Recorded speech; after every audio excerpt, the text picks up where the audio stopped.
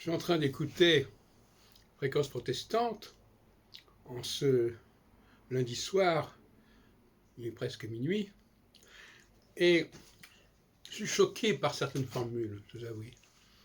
Notamment, quand on prie un Dieu qui est le maître du ciel et de la terre, et qu'on laisse entendre que ça concerne l'univers dans sa totalité. C'est totalement disproportionné. En réalité, il s'agit d'un Dieu qui s'est occupé spécialement de notre terre et de notre ciel. Et l'astrologue est conscient de cela. Il sait que ce sont les planètes du système solaire qui interviennent. Il sait que ce sont les étoiles que nous voyons de notre Terre qui comptent. Et ce n'est pas la totalité de l'univers. Et d'ailleurs, depuis qu'on a découvert, qu'on a étendu, qu'on a expansé les dimensions de l'univers, cette façon de continuer à parler de cette façon est ridicule. On pouvait le dire à un moment donné, quand on avait une vision très étroite du monde, mais on sait maintenant qu'il y a des milliards de galaxies, etc. Et à ce moment-là,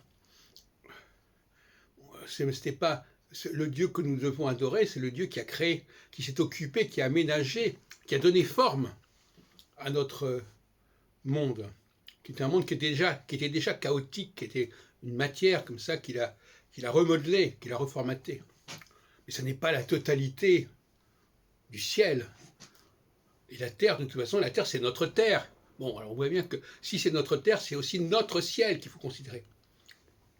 C'est pour ça que j'ai développé l'idéologie du qualisme. Le qualisme, Q-U-A-L-I-S-M-E, c'est le fait de demander lequel, quel Dieu, quelle terre, quel ciel.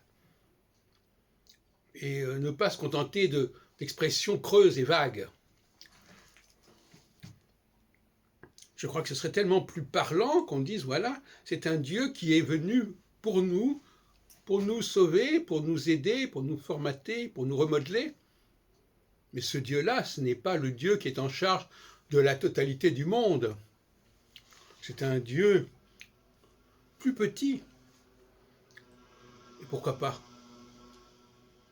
On n'est pas obligé de conférer à ce Dieu une dimension absolument extrapolée, extraordinaire.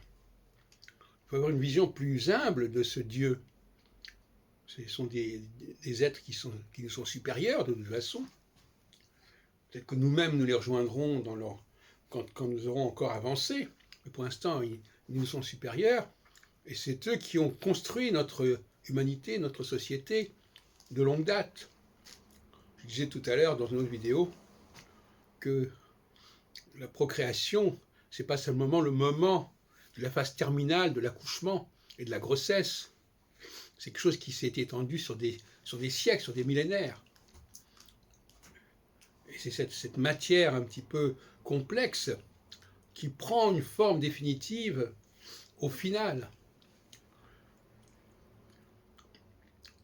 Et la forme, c'est la femme, et la matière, c'est l'homme, paradoxalement, contrairement aux idées qu'on a généralement sur ces sujets.